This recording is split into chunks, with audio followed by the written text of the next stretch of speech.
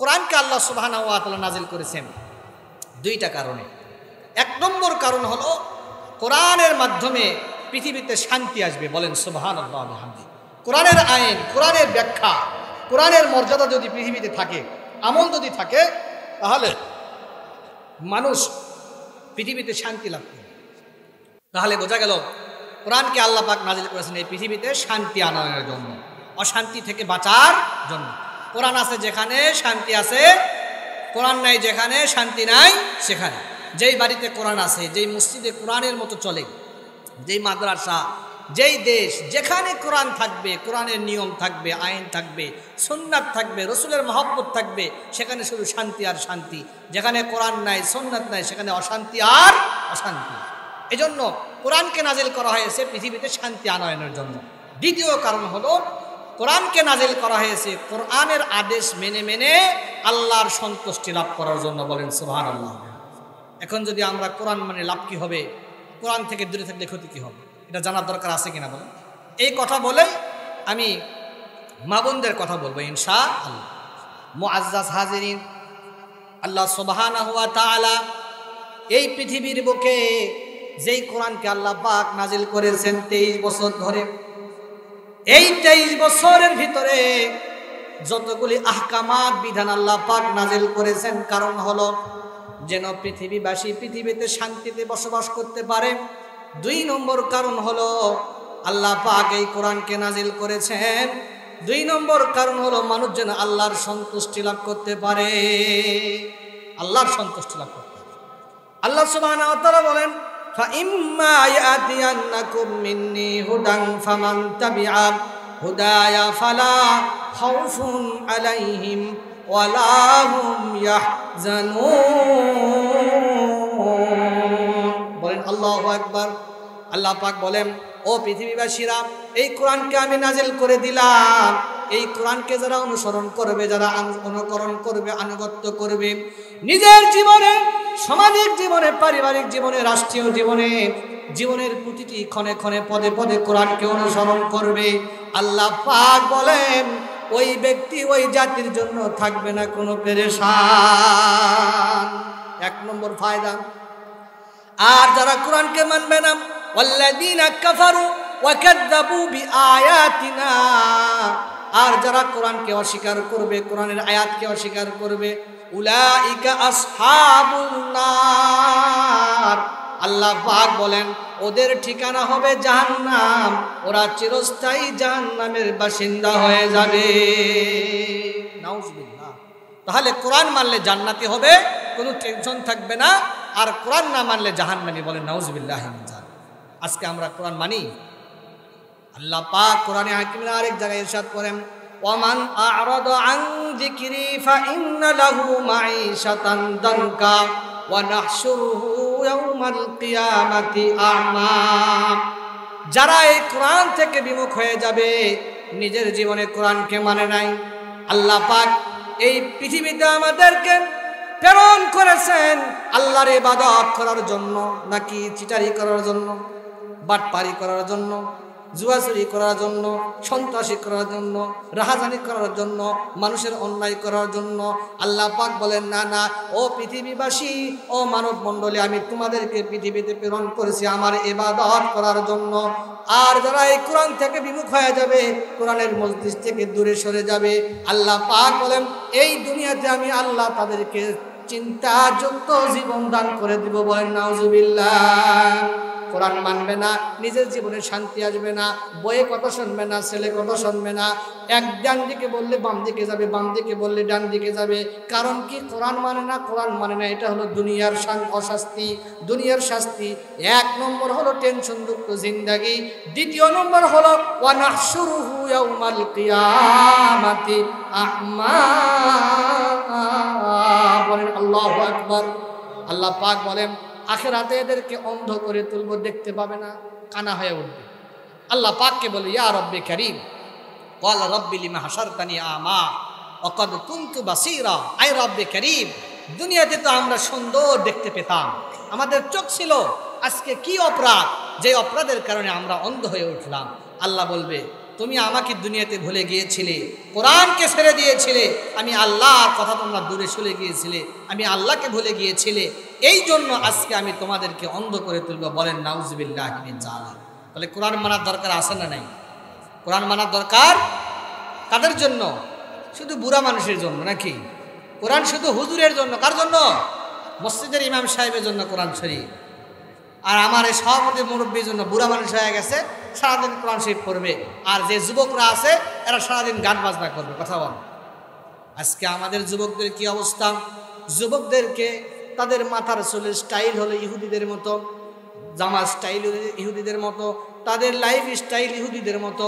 নবী বলেন, যেই জাতি যেই ব্যক্তি যার অনুসরণ করবে আল্লাহ পাক কিয়ামতের দিন তাদের সাথে হাসর নাসর করবে। এ যুবক, এখনই সিদ্ধান্ত নিতে হবে, এই দুনিয়ার জীবন আসল জীবন নয়, এই দুনিয়ার জীবন কিন্তু চিরস্থায়ী জীবন নয়।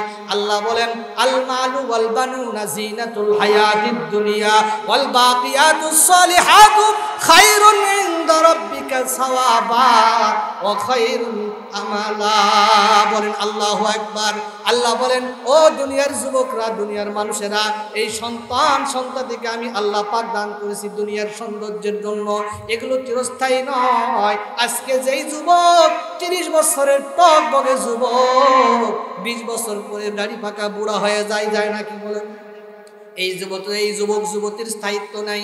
আল্লাহ পাক বলেন যে এই যুবক যদি রাসূলের সুন্নাহ মোতাবেক চলে, নিজের চুলকে সুন্নতের মতো করে, নিজের দাড়িকে সুন্নতের মতো করতে পারে, নিজের প্যান্টগুলোকে সুন্নতের মতো করতে পারে, হাতের ভিতরে উল্কি আঁকায় না, চুলগুলি ইহুদি স্টাইলে করে না, নবীজির সুন্নত মোতাবেক যদি চলতে পারে, আমার নবী বলেন ওই যুবককে কিয়ামতের দিন আল্লাহ পাকের নবী বলেন আরশে আজিমের ছায়ায় স্থান দেওয়া হবে।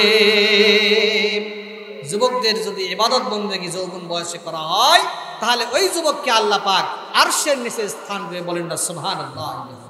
তাহলে এখন যৌবন যার, ইবাদত করার সময়। যুবকের অবস্থা আজকে দেখেন, তাদের লাইফ স্টাইল দেখেন, তাদের লাইফ স্টাইল ইহুদি খ্রিস্টানদের মতো হয়ে গেছে। এজন্য যুবকদেরকে বলি, তোমরা তোমাদের জীবনের স্টাইলকে পরিবর্তন করো, সুন্নতের রঙে রঙিন করো। নিজের জীবনকে যদি সুন্নতের রঙে রঙিন করতে পারো, নিজের জীবনকে যদি রাসূল আকরাম সাল্লাল্লাহু আলাইহি সাল্লামের সুন্নতের মতো করতে পারো, কাল কিয়ামতের দিন জান্নাতি সাথী হবে রাসূলুল্লাহ সাল্লাল্লাহু আলাইহি সাল্লাম। বন্ধুগণ, বলতেছিলাম এই কোরআনকে অনুসরণ করতে হবে, কিন্তু পৃথিবীতে দেখা যায় এই কোরআন যারা মানে, এই কোরআন যারা অনুসরণ করে, তাদের বিরুদ্ধে মাঝে মাঝে ষড়যন্ত্র হয় কিনা বলেন? মাঝে মাঝে বিভিন্ন প্রশ্ন করে কিনা? বন্ধুগণ, এই কোরআনকে পৃথিবীর বুক থেকে দূরে সরে দেওয়ার জন্য, ইসলামকে দূরে সরে দেওয়ার জন্য যুগে যুগে ষড়যন্ত্র হয়েছে। তেমনি একবার ষড়যন্ত্র করল একজন ইহুদি পণ্ডিত, সারা দুনিয়ার মুসলমানদেরকে চ্যালেঞ্জ করে 3টা প্রশ্ন করেছে। বলা হলো এই 3টা প্রশ্নের উত্তর যে বা যারা দিতে পারবে, আমি ইহুদি পণ্ডিত সারা দুনিয়ার মুসলমানকে চ্যালেঞ্জ করলাম, যদি কোনো মুসলমান এই 3টা প্রশ্নের উত্তর দিতে পারে, আমি কালিমা পড়ে মুসলমান হয়ে যাব। কয়টা প্রশ্ন বাজার? 1 নম্বর প্রশ্ন কি? আজকে আমাদের সমাজে প্রশ্ন করে কিনা বলেন? হুজুরকে ঠকানোর জন্য, হুজুরকে ক্রিটিসাইজ করার জন্য। আরে ভাই, তুমি তো কি চালাক, হুজুর তার থেকে 100 ভাগ চালাক। কারণ হুজুর বুদ্ধিমান মানুষ, যার যত বুদ্ধি সে কিন্তু কথা কম বলে, যার বুদ্ধি নেই সে ভ্যার ভ্যার করে পেশাল পারে। ইজা তাম্মাল আকলু নাকাসাল কালাম।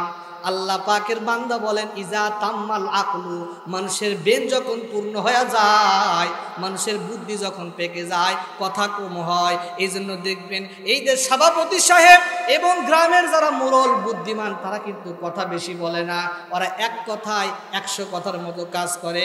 আর যারা বোকা আহমক, তারা বেশি কথা বলে। কথা বলেন ঠিক কিনা? এজন্য রাসূলুল্লাহ সাল্লাল্লাহু আলাইহি ওয়াসাল্লাম বলছেন, মান সামাতা নাজা, যে চুপ থাকে সে নাজাত পায়। কিন্তু আমার মা বোনেরা এই গুণ অর্জন করতে পারে না, তারা চুপ থাকতে চায় না।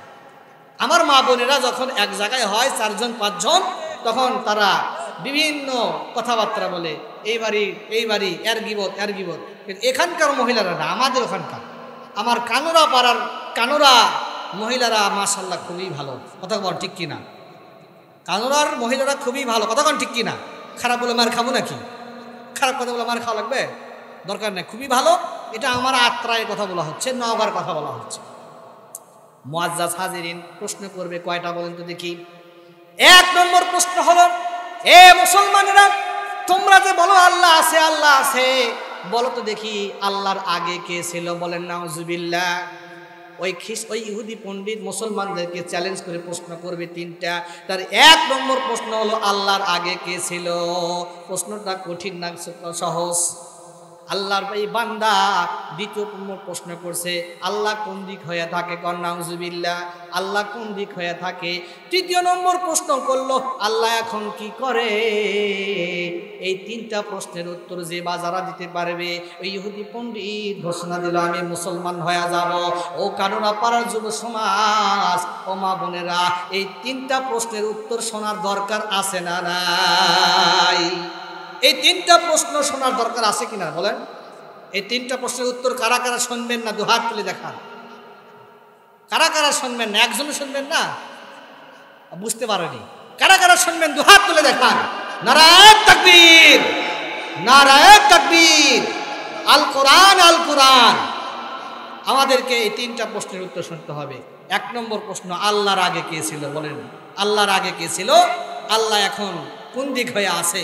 আল্লাহ এখন কি করে?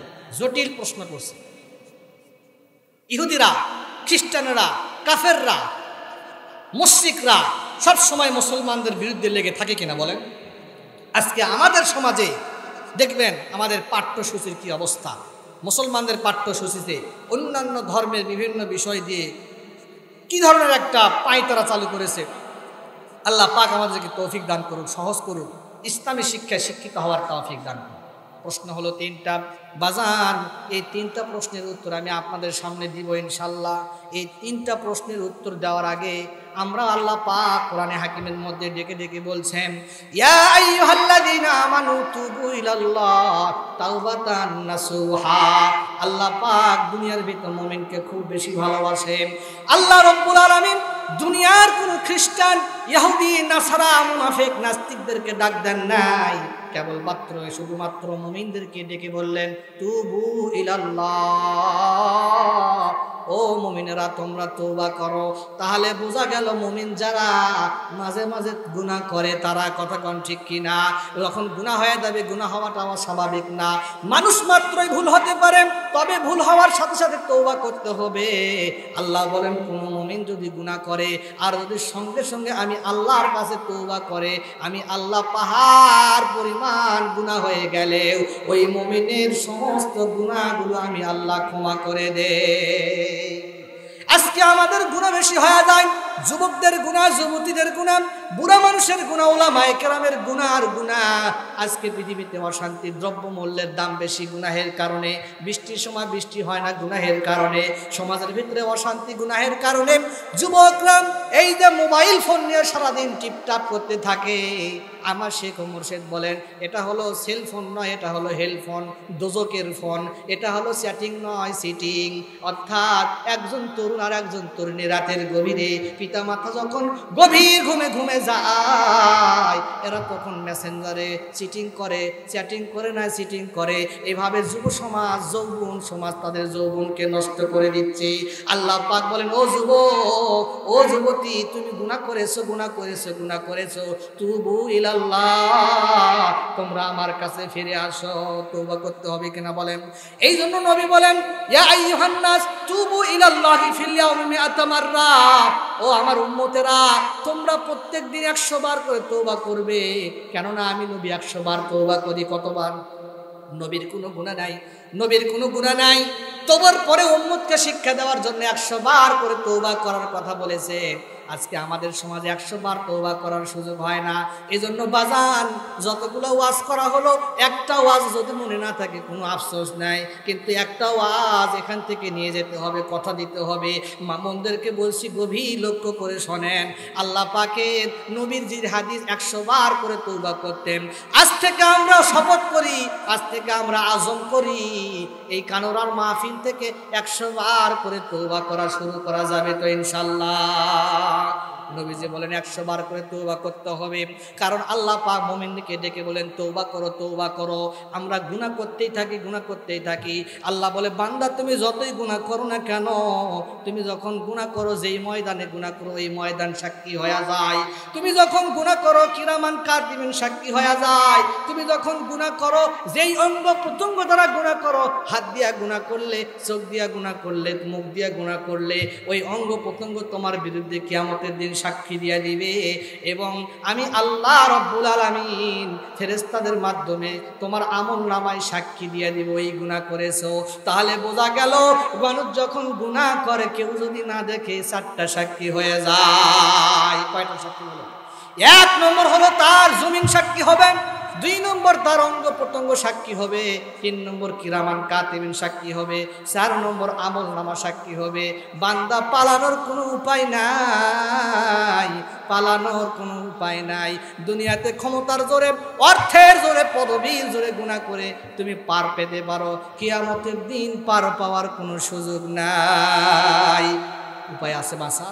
আল্লাহ পাক বলেন ও বান্দা তুমি যদি তওবা করো, খালে দিলে যদি অন্তর দিয়া বলো আল্লাহ আমার গুনাহ হয়ে গেছে আমাকে ক্ষমা করো, আল্লাহ বলে এই কথা যখন বান্দা বলে গভীর রজনীতে রাত্রের বেলার উঠিয়া সুন্দর করে ওযু করিয়া 2 রাকাত তাহাজ্জুদের নামাজে দাঁড়ায় যায়, 2 রাকাত তাহাজ্জুদের নামাজ পড়ে কান্না করতে করতে যখন গুনাহ মাফ চায়, আল্লাহ বলে ওই বান্দার গুনাহ তো আমি আল্লাহ মাফ করেই দেই। সাথে সাথে 4 জন সাক্ষী যে ছিল ওই 4 জন সাক্ষীর সাক্ষী আমি আল্লাহ মিটায়া দেই।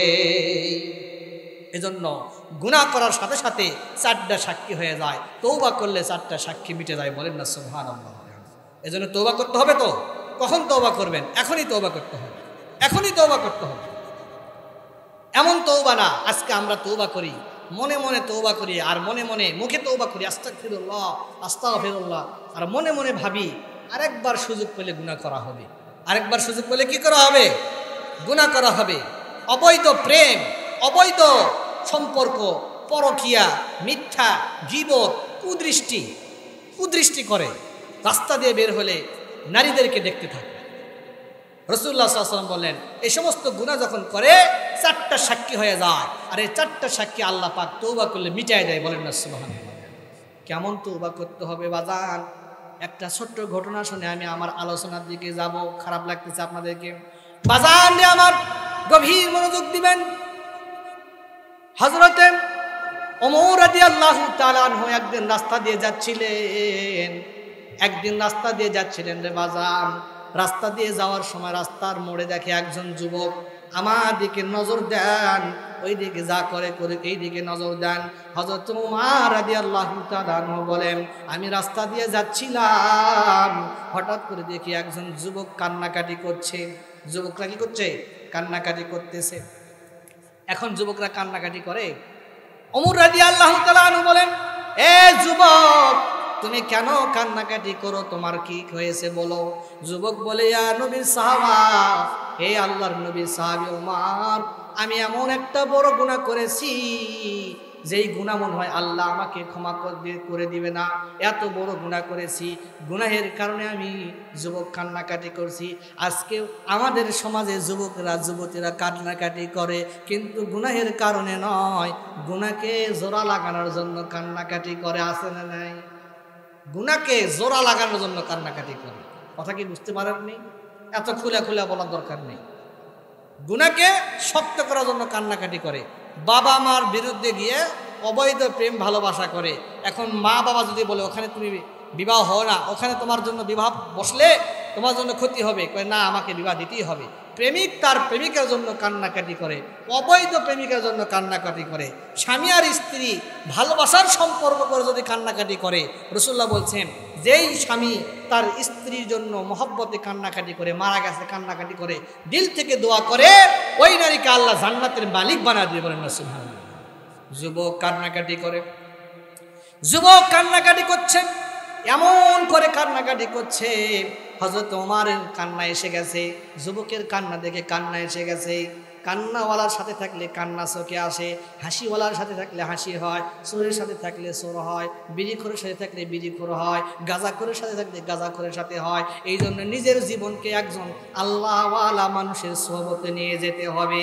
আপনি আমি যদি প্রত্যেক দিন 5 মিনিট 10 মিনিট সময় কোনো আল্লাহওয়ালার সোহবতে কাটাতে পারি, কোনো ভালো আলিমের তত্ত্বাবধানে থাকতে পারি, নেক মানুষের সোহবতে থাকতে পারি, মসজিদের ইমাম সাহেবের সাথে সময় দিতে পারি, তাহলে আমার ভেতরে ওই ভালো গুণগুলো চলে আসবে। বাজান হযরত ওমর রাদিয়াল্লাহু তাআলা আনহু কান্না শুরু করে দিয়েছেন। যুবক বলছেন, ও আল্লাহর নবী সাহাবী, আমি যে গুনাহ করেছি এই গুনাহ মনে হয় ক্ষমা হবে না, চলুন তো দেখি নবীজির কাছে আমাকে নিয়ে চলুন, আল্লাহর নবী কি ফয়সালা দেয়। নবীজির কাছে গেলেন, যাওয়ার পরে ওমর রাদিয়াল্লাহু তাআলা আনহু বললেন, ইয়া রাসূলুল্লাহ, এই যুবক অনেক কান্নাকাটি করছে, সে নাকি অনেক বড় গুনাহ করেছে। আল্লাহর নবী যুবককে ডাক দিয়ে বলেন, যুবক রে, তুমি কি গুনাহ করেছো যার জন্য এত কান্নাকাটি করছো? যুবক বলে, ইয়া রাসূলুল্লাহ, আমি অনেক বড় গুনাহ করেছি, অনেক বড় গুনাহ করেছি, এই গুনাহের কথা বলা যাবে না। নবীজি বললেন, কত বড় গুনাহ করেছো? এই জমিনের সমান, কয় না তার থেকেও বড় গুনাহ করেছি। কয় কি মদিনার পাহাড়ের সমান? কয় না, পাহাড় থেকেও বড় গুনাহ করেছি। এই আসমানের সমান গুনাহ করেছো? কয় না না না, আসমান থেকেও বড় গুনাহ করে ফেলেছি। আল্লাহ নবী বলেন, আল্লাহ পাকের আরশে আজিম থেকেও কি তুমি বড় গুনাহ করে ফেলেছো? যুবক বলে, ইয়া রাসূলুল্লাহ, তার থেকেও আমি বড় গুনাহ করে ফেলেছি। নবীজি বলেন, বলো তো দেখি তুমি কি গুনাহ করেছো? যুবক বলে, না, গুনাহের কথা বলা যাবে না। পরিশেষে যুবক বলল, ইয়া রাসূলুল্লাহ, এই কয়দিন আগে এই মদিনার একজন আনসারী সুরসী সুন্দরী যুবতী কন্যা, এই যুবতী কন্যা দুনিয়া থেকে বিদায় হয়ে গেছে। ও মা বোন রে, আজকে যুবক যুবতীরা নিজেদেরকে মনে করে চিরঞ্জীব মনে করে, নিজেরা কখনো মনে হয় আর অসুস্থ হবে না, আছে কিনা? এই জন্য তারা নামাজের কাছেও যায় না, কোরআনের কাছেও যায় না। আহারে যুবক, কখন যে মৃত্যু হয়ে যাবে খবর নাই। কত যুবক বাইক অ্যাক্সিডেন্ট করে দুনিয়া থেকে বিদায় হয়ে যায়, কত যুবক হঠাৎ করে দুনিয়া থেকে বিদায় হয়ে যায়। যুবক, তুমি যদি এখন আল্লাহর ইবাদতে নিয়োজিত হতে পারো, কিয়ামতের দিন আরশে আজিমে তোমার স্থান দেওয়া হবে। যুবক এবার ডাক দিয়ে বলি, ইয়া রাসূলুল্লাহ, ওই আনসারী কন্যা সুরসী যুবতী কন্যা দুনিয়া থেকে বিদায় হয়ে গেছে। দুনিয়া থেকে বিদায় হয়ে যাওয়ার পরে তাকে কবর দেওয়া হয়েছে। আমি যুবক কাফন চুরি করি। কি চুরি করে বলেন? কাফন চুরি করে। আগের জামানায় কাপড়ের দাম বেশি ছিল, আগের জামানায় কাপড়ের দাম বেশি ছিল। সেই কাপড় চুরি করে তারা বিক্রয় করতো বাজারে, অনেক দাম। এত অ্যাভেলেবল কাপড় আগে ছিল না, এত ব্যাপক হারে কাপড় পাওয়া যেত না। যুবক ডাক দিয়ে বলে, ইয়া রাসূলুল্লাহ, ওই মদিনার আনসারী সুরসী সুন্দরী যুবতী কন্যা যখন দুনিয়া থেকে বিদায় হয়ে গেছে, বিদায় হয়ে যাওয়ার পর কবরে রেখে এসেছে, আমি যুবক কাফন চুরি করার অভ্যাস আছে, ওই কাফন চোর হিসাবে চুরি করার জন্য কবর খনন করে ফেলেছি। বাজান গভীর মনোযোগ দেন। কবর খনন করার পর আমি ওই যুবতীর কাফনের কাপড়গুলো খুলে ফেললাম। খুলে ফেলার পরে শয়তান আমার ভিতরে একটা ওয়াসওয়াসা দিচ্ছিল, আমাদের ভিতরে একটা ওয়াসওয়াসা দেয়। আমাকে বলল শয়তান, আমার ভিতরে ওয়াসওয়াসা দিয়ে বলছে, যুবক রে, এত সুন্দর সুরসী যুবতী কন্যা তুমি আর কখনোই দেখো নাই। তুমি তোমার মনের খায়সাত কাম প্রবৃত্তি তুমি এই নারীর সাথে পূরণ করো। বলেন নাউজুবিল্লাহ। আমি ওই কাপড়ের কাপড়টা খুলে ফেললাম। খুলে ফেলার পরে ওই নারীর সাথে আমি খারাপ আচরণ করে ফেলেছি, তার সাথে আমি অবৈধ মিলামেশা করে ফেলেছি। বলেন নাউজুবিল্লাহ। একে তো জেনা করা হারাম, দ্বিতীয় নম্বর হলো আবার মরা নারীর সাথে জেনা করেছে। বাজান রে আমার, রাসূলুল্লাহ বলেন চোখের জেনা হলো দেখা। আজকে সমাজে কুদৃষ্টি এত ব্যাপক হয়ে গেছে, মানুষ যখন রাস্তা দিয়ে বের হয়, নারীরা পুরুষের দিকে তাকায়, পুরুষটা নারীর দিকে তাকায়। আল্লাহ পাকের কোরআনে হাকিমের সূরাতুন নূরের ভিতরে বলা হয়েছে, বাজান যখন কোনো ছেলে অবৈধ পন্থায় হাঁটে, বাপ কিন্তু ওই ছেলেকে সরাসরি বলতে পারে না। বাবা কি করে, তার কাছের বন্ধুকে ডাক দিয়া বলে, বাবার যে বন্ধুকে বলে, বন্ধুরে, আমার সন্তান অবৈধ পথে হাঁটছে, তুমি দয়া করে আমার সন্তানকে একটু উপদেশ দাও। কারণ খারাপ কথা তো পিতা তার ছেলেকে বলতে লজ্জা পায়। কথা বলেন ঠিক কিনা? কিন্তু আমাদের সমাজে এমন পিতামাতা আছে, মেয়েকে বলে, ধরো জাহান্নামের টিকিট লাও, এদের মোবাইল লাও, কি লাও? সেলফোন, এটা হেলফোন। সেলফোন এটা হলো হেলফোন। হেলফোন মানে কি? দুজকের ফোন। মেয়েকে বলে তুমি যার সাথে যা করা লাগে করে দাও, বিবাহ দিতে সহজ হবে। বলে নাউজুবিল্লাহ মিন যালিক। অবৈধ সম্পর্ক করে দেয়। আমাদের সমাজে আছে কিনা এরকম? পিতা মাতা ছেলেকে বলে অমুক মেয়েকে তোমার বিবাহ করতে হবে, কিভাবে করবে সেটা কাজ করো। আস্তাগফিরুল্লাহ আল আযীম। আল্লাহ পাক বান্দাকে সরাসরি বললেন না। আল্লাহ পাক নবীজিকে বললেন কুল্লিল মুমিনিনা ইয়াগুদ্দু মিন আবসারিহিম ওয়া ইয়াহফাযু ফুরুজাহুম। আল্লাহ পাক নবীকে ডেকে বলেন, নবী হে, আপনি আমার উম্মতকে বলে দিন আমার উম্মতের নারী এবং আমার উম্মতের পুরুষরা যেন কুদৃষ্টি না করে, অবৈধ নারীকে যেন না দেখে, গায়রে মাহরুম যাদের সাথে বিবাহ হারাম এই সমস্ত নারীর দিকে যেন চোখ তোলে না তাকায়। জোরে কোন ঠিক কিনা? আজকে এই গুনাহের কারণে যারা কুদৃষ্টি করবে, যত বড় ইমাম হোক, মৌলবী হোক, মন্ত্রী হোক, বক্তা হোক, সভাপতি হোক, মন্ত্রী হোক, এমপি হোক, মিনিস্টার হোক, যদি কারো অন্তরের ভিতরে কুদৃষ্টির রোগ থাকে, যতই নামাজ পড়ুক না কেন, নামাজের রুহ তার আসবে না, নামাজের স্বাদ পাবে না, দোয়ার স্বাদ পাবে না, দোয়া করলে মজা লাগবে না। না খানে মে মজা হে, না সোনে মে, না পিনে মে, না খানে মে মজা হে, না সোনে মে, না পিনে মে, মজা জো কুছ আতা হে আখির রাত কি রোনে মে। খাওয়ার মধ্যে স্বাদ নাই, পান করার মধ্যে স্বাদ নাই, মোবাইল টিপার মধ্যে স্বাদ নাই, ফেসবুক টিপার মধ্যে স্বাদ নাই। স্বাদ আছে শেষ রাত্রে উঠিয়া মওলা পাকের দরবারে সেজদা দেওয়ার মধ্যে, আল্লাহ পাকের কাছে কান্নাকাটি করার মধ্যে স্বাদ আছে। এই কথাটা বুঝে আসবে না। মনে করেন নাটোরের কাঁচাগোল্লা কেউ খাননি। নাটোরের কাঁচাগোল্লা নাম শুনছেন না? তো নাটোরের কাঁচাগোল্লা যদি আমি এখানে বলি নাটোরের কাঁচাগোল্লা, নাটোরের কাঁচাগোল্লা, নাটোরের কাঁচাগোল্লা, স্বাদ পাচ্ছেন নাকি? স্বাদ পাচ্ছেন? খাতে হবে তো না? খাওয়া লাগবে আগে। তো ঠিক খাওয়ার মধ্যে মজা নাই, পানের মধ্যে মজা নাই, তাহাজ্জুদে মজা আছে, তাহাজ্জুদে মজা আছে, তাহাজ্জুদে মজা আছে। জীবনে পড়লেন না, পড়ে দেখেন না। একদিন, 2 দিন, 3 দিন, 4 দিন, 5 দিন, 40 দিন পরে দেখেন রবের সাথে আপনার এক বিস্ময়কর মহব্বত তৈরি হয়ে যায়। বলেন না সুবহানাল্লাহ। জোনায়েদ বগদাদি রহমাতুল্লাহ আলাইহি নাম শুনছেন সবাই? জোনায়েদ বগদাদির নাম শুনছেন?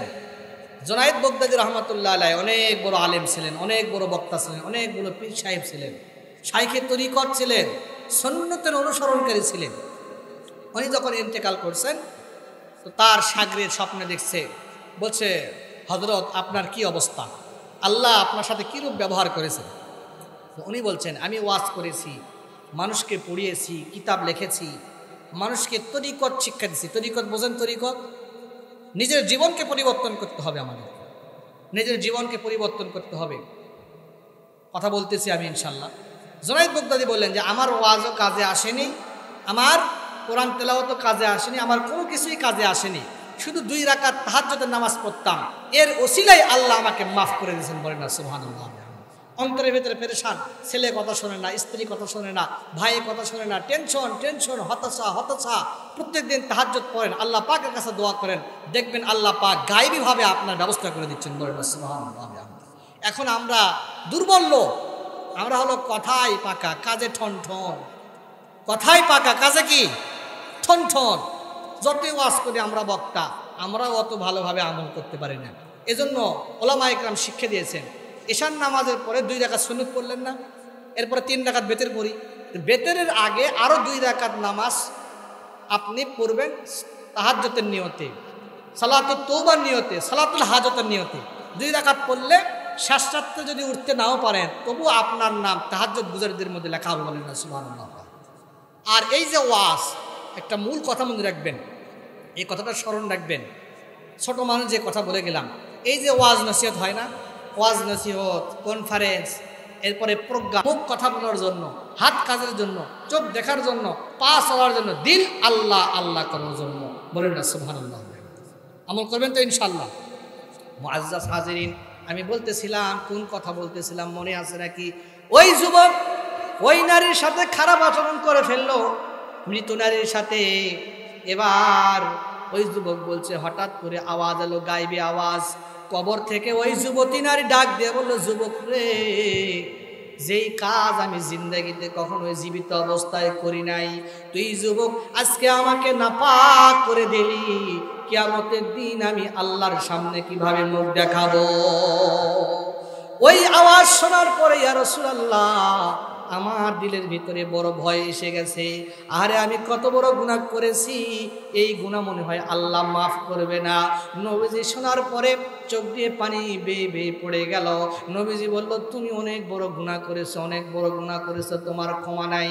যুবকটা আশাহত হইয়া, নিরাশা হইয়া নবীজি দরবার থেকে চলে গেলেন। চলে যাওয়ার পরে একটি পাহাড়ের উপরে উঠে 1 নয় 2 নয় 40 দিন যাবত পর্যন্ত আল্লাহর কাছে কান্নাকাটি করলেন। আল্লাহর কাছে কান্নাকাটি করে আর মওলাকে বলে, মওলা, নফসে বিপুল খায়ের সাথে পড়ে কাম প্রবৃত্তির অনুসরণ করে আমি খারাপ গুনাহ করে ফেলেছি, আল্লাহ আপনি আমাকে মাফ করে দিন। এভাবে 40 দিন ভাবে তওবা করা শুরু করলো। 40 দিন পরে আল্লাহর নবীর কাছে জিবরিল আমিন এসে হাজির হয়ে গেছে। বলেন সুবহানাল্লাহ। জিবরিল আমিন হাজির হয়ে বলে, ইয়া রাসূলুল্লাহ, ইয়া হাবিবাল্লাহ, ওই যুবককে আপনি আহ্বান করুন, তাকে ডাকুন, আল্লাহ পাক ওই যুবকের গুনাহ মাফ করে দিয়েছে। তাহলে তওবা করলে আল্লাহ খুশি হয় না বেজার হয়? বলেন। আল্লাহ পাক বান্দা যখন তওবা করে কেমন খুশি হয়?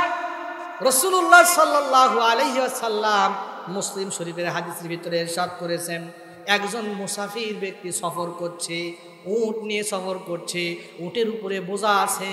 ওই সফর করতে করতে সে ক্লান্ত শ্রান্ত হয়ে গেছে, হঠাৎ করে ঘুমে গেছেন। ঘুম থেকে উঠে দেখে উট আর নাই, অনেক বড় মরুভূমি, এটা খালি হাতে খালি পায়ে পাড়ি দেওয়া সম্ভব হবে না। ওই ব্যক্তি নিজের মৃত্যুকে নিশ্চিত মনে করে গভীর ঘুমে গেছে, আমাকে তো মরতেই হবে, ঘুমের ঘরেই মরে যাই। হঠাৎ করে কিছু তন্দা এসে গেল, চোখ খুলে দেখে উট তার মাথার সামনে হাজির হয়ে গেছে।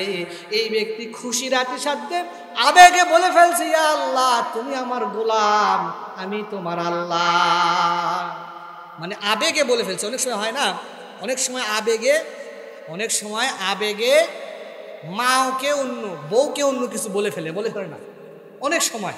এই বেচারাটা মৃত্যুর হাত থেকে বেঁচে গেছেন, এই জন্য বলে ফেলছে, ইয়া আল্লাহ। খুশিতে বলবে, ইয়া আল্লাহ, তুমি আমার আল্লাহ, আমি তোমার গোলাম। কিন্তু খুশির কারণে মুখ ফসকে বের হয়ে গেছে, ইয়া আল্লাহ, তুমি আমার গোলাম, আমি তোমার আল্লাহ। এত খুশি হয়ে গেছে। নবীজি বলেন, এই ব্যক্তি খুশির কারণে যেমন আল্লাহকে বান্দা বলে ফেলেছে, আমার বান্দা বলেন, আল্লাহ বলেন, আমার কোনো বান্দা যখন তওবা করে, কুদৃষ্টি থেকে তওবা করে, মোবাইলের খারাপ গুনাহ থেকে তওবা করে, সুদ থেকে তওবা করে, ঘুষ থেকে তওবা করে, তওবা করতে হবে কিনা? জোরে বলেন, তওবা করতে হবে কিনা? দুনিয়া ছাড়তে হবে রে বাজান। বক্তা, মৌলবী, শ্রোতা সবাইকে দুনিয়া ছাড়তে হবে। এই দুনিয়া চিরস্থায়ী জায়গা নয়, এই দুনিয়া ছাড়তে হবে। একজন গায়িকা বাদী ছিল এক বাদশার, ওই বাদশার সুন্দরী এক বাদী ছিল।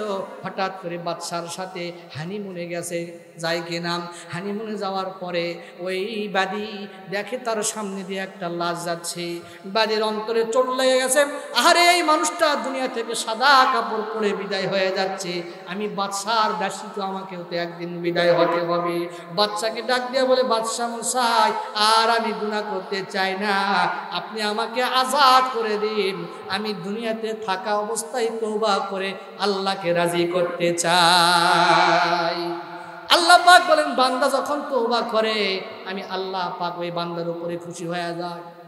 কেমন খুশি হয়ে যায়? আমাদের সমাজে একজন মহিলার এক পুরুষের মধ্যে বৈবাহিক সম্পর্ক হয়ে গেছে, 1 নয় 2 নয় 10 বছর 20 বছর পরে সন্তান হয় কিনা?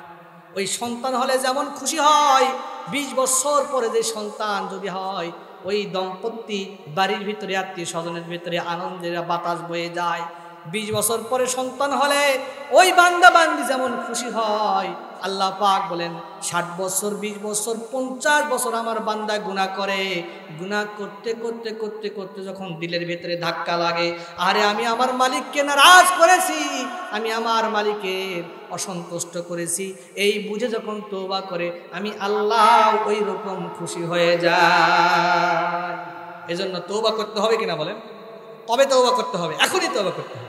বলেন না আস্তাগফিরুল্লাহ রব্বি মিন কুল্লি যামবিন ওয়া আতুবু ইলাইহি আস্তাগফিরুল্লাহ রব্বি মিন কুল্লি যামবিন ওয়া আতুবু ইলাইহি। আল্লাহর নবী সাইয়্যিদুল ইস্তিগফার বলেছেন, ইস্তিগফার তওবার সর্দার, তওবার সর্দার, প্রিন্সিপাল অব ইস্তিগফার। আল্লাহর নবী বলেন আল্লাহুম্মা আনতা রব্বি লা ইলাহা ইল্লা আনতা খলাকতানি ওয়া আনা আবদুকা ওয়া আনা আলা আহদিকা ওয়া ওয়া'দিকা মাস্তাতাতু আউযু বিকা মিন শাররি মা সানাতু আবুউ লাকা বিযামবি ফাগফিরলি ফাইন্নাহু লা ইয়াগফিরুয যুনুবা ইল্লা আনতা। এটা হলো সাইয়্যিদুল ইস্তিগফার। এই ইস্তিগফার যদি কোনো মানুষ সকালবেলা পড়ে আর ওই দিন যদি মারা যায়, বিনা হিসাবে জান্নাতের মালিক হয়ে যাবে। আবার ওই ইস্তিগফার যদি সন্ধ্যার বেলা পড়ে, মাগরিবের নামাজের পড়ে, রাতের বেলা যদি ওই লোকটা দুনিয়া থেকে বিদায় হয়ে যায়, আল্লাহ পাক ওই ব্যক্তিকে জান্নাতের মালিক বানায় দেবেন। বলেন সুবহানাল্লাহ। এমন একটা সময় আসবে যে সময় সমস্ত কাফেররা একজোট হবে, ঐক্যজোট হয়ে তারা মুসলমানদেরকে নিঃশেষ করার জন্য চেষ্টা করতে থাকবে। খাবার প্লেট, খাবারের থালা যখন আমরা খাবার খাই, সমস্ত খাদ্য আমরা হাত দিয়ে গুটিয়ে নেই কিনা বলেন, তো সমস্ত কাফেররা মুসলমানদেরকে এভাবে নিঃশেষ করার চেষ্টা করবে। তো রাসূলুল্লাহ সাল্লাল্লাহু আলাইহি ওয়াসাল্লামের এই কথা শোনার পরে সাহাবায়ে কেরাম জিজ্ঞেস করছেন, ইয়া রাসূলুল্লাহ, তখন কি আমরা সংখ্যায় কম হব নাকি? বলছে না, তখন তোমরা হবে সংখ্যায় অনেক অনেক সংখ্যক মুসলমান হবে, ইমানদার মুমিন থাকবে, কিন্তু তাদের দুটা সমস্যা থাকবে। একটা হলো কারাহিয়াতুল মাউত, মৃত্যুকে অপছন্দ করবে, মৃত্যুকে অপছন্দ করবে, মরতে চাইবে না। যে মরতে চায় না সেই তো অন্যায় করে। যার ভিতরে মৃত্যুর ভয় আছে, মৃত্যুকে যে জানে, সে কখনো অন্যায় করতে পারে নাকি বলেন? আরেকটা হলো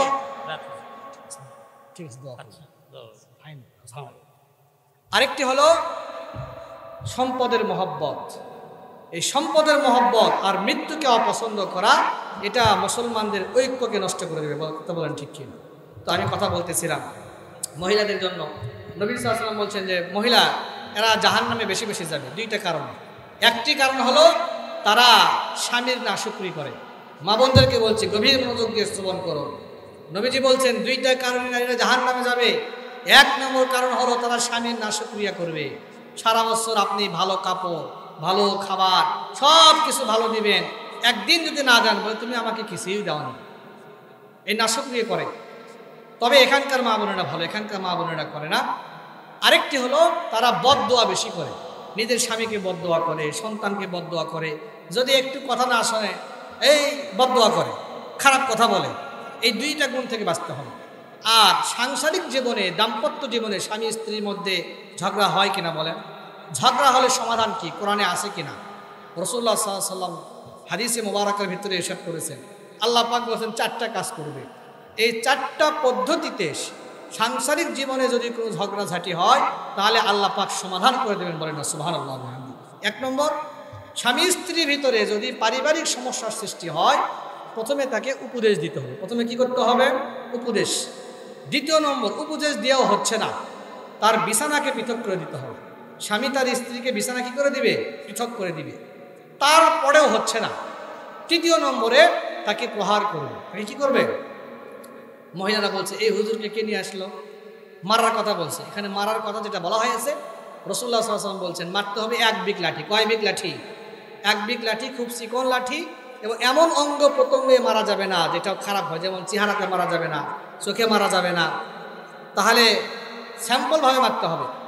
এরপরেও হচ্ছে না, তখন উভয় পরিবারের জ্ঞানী গুণী বিদ্বান লোককে এক জায়গায় জমা করে উভয়ের সমস্যাকে আলোচনা করে নিরসন করার চেষ্টা করতে হবে। আল্লাহ পাক বলেন ইন ইউরিদা ইসলাহান ইউফিকিল্লাহু বাইনাহুমা। এই চারটা কাজ যদি কেউ করে, আল্লাহ পাক ওই পরিবারের ভিতরে শান্তি এনে দেবে। বলেন সুবহানাল্লাহ। মহিলাদের জন্য কয়টা কথা হলো? চারটা কথা হলো, আর দুইটি কথা হলো। আর যুবক যারা আছো তাদের জন্য কথা হলো ফেসবুক, ইউটিউব এগুলো বাদ দেন। যুবকদের জন্য যেই কাজ আমরা করি, পড়ালেখা করি, তো পড়ালেখা মনোযোগী হয়ে যায়।